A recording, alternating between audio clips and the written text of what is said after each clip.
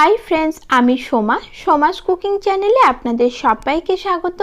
एक ही रकम भावे प्रत्येक दिन भेंडी बा ढेड़स भाजा खेते आमादेर भालो लागे ना, ताई आज एकटी नतून पद्धतिते आमी आपनादेर भेंडी बा ढेड़स भाजा बानिये देखाबो।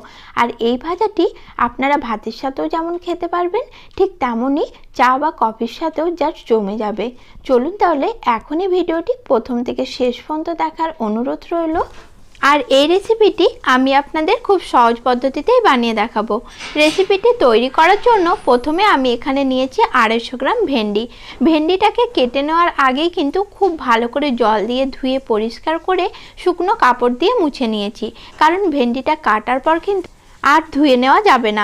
তারপর ভেন্ডিগুলোকে এইভাবে আমি সরু সরু লম্বা করে কেটে নিচ্ছি। একটু লক্ষ্য করে দেখুন আমি ঠিক কিভাবে কাটছি। একই রকম ভাবে সব ভেন্ডিগুলো আমি কেটে নিয়েছি। তারপর দুটো প্লেটের মধ্যে ভাগ করে নিয়েছি। এখন এর মধ্যে অল্প একটু নুন আর হলুদ ছড়িয়ে নিচ্ছি।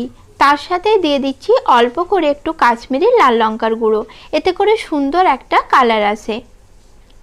তারপর সবকিছু খুব ভালো করে এইভাবে মাখিয়ে নিচ্ছি।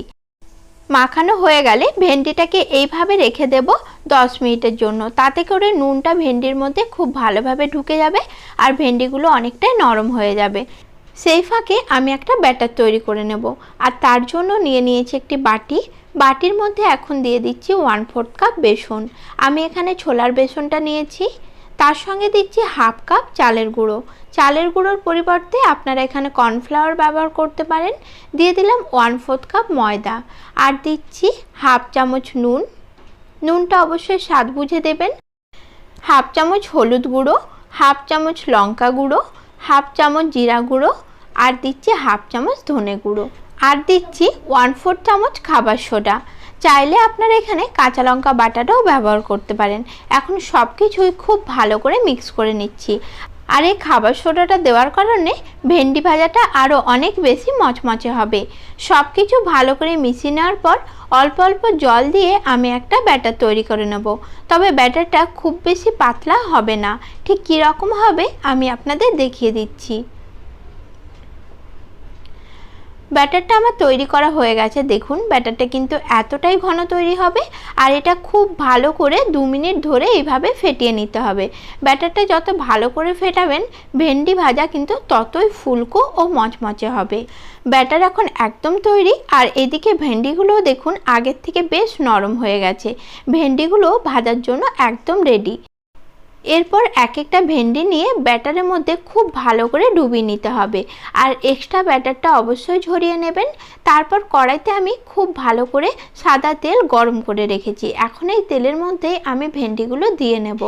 এভাবে এক একটা ভেন্ডিকে ব্যাটারের মধ্যে কোট করে আমি গরম তেলের মধ্যে দিয়ে দিচ্ছি। আর অবশ্যই করে এই পর্যায়ে গ্যাসের ফ্লেমটা একদম লোতে রাখতে হবে। তারপর ভাজা হতে হতে যখন দেখবেন ভেন্ডিগুলো এভাবে ভাজা হয়ে ওপরে ভেসে উঠেছে ঠিক সেই পর্যায়ে এগুলো পাল্টে নিতে হবে। আর এইভাবে উল্টে পাল্টে ভেন্ডিগুলো আমি খুব ভালো করে ভেজে নিয়েছি। দেখুন কতটা সুন্দর ভাজা হয়েছে। এখন এগুলো তেল ঝরিয়ে আমি তুলে নিচ্ছি। আর একই রকমভাবে যে কটা ভেন্ডি রয়েছে সেগুলো আমি ব্যাটারে ডুবিয়ে তেলের মধ্যে দিয়ে ভেজে নিচ্ছি। তেলটা প্রথমে খুব ভালো করে গরম করে নেওয়ার পর অবশ্যই করে গ্যাসের ফ্লেমটা প্রথম থেকে লোতে রেখে এই ভেন্ডিগুলো ভেজে নিতে হবে, যাতে ভাজার সময় ভেন্ডিগুলো ভালো মতো ভাজা ও সেদ্ধ হয়। তবে এগুলো খেতে বেশি ভালো লাগবে। আর এইভাবে ভেন্ডি ভেজে আপনারা চা কফির সাথেও সার্ভ করতে পারেন, আবার গরম ভাতের সাথেও খেতে দারুণ লাগে।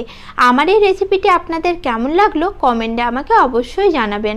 আর এরকমই আরও ভালো ভালো রেসিপি পাওয়ার জন্য আমার চ্যানেলটি সাবস্ক্রাইব করার অনুরোধ রইল। দেখুন সবকটা ভেন্ডি আমার ভাজা হয়ে গেছে। আজকের মতো তাহলে নমস্কার বন্ধুরা, সকলে খুব ভালো থাকবেন।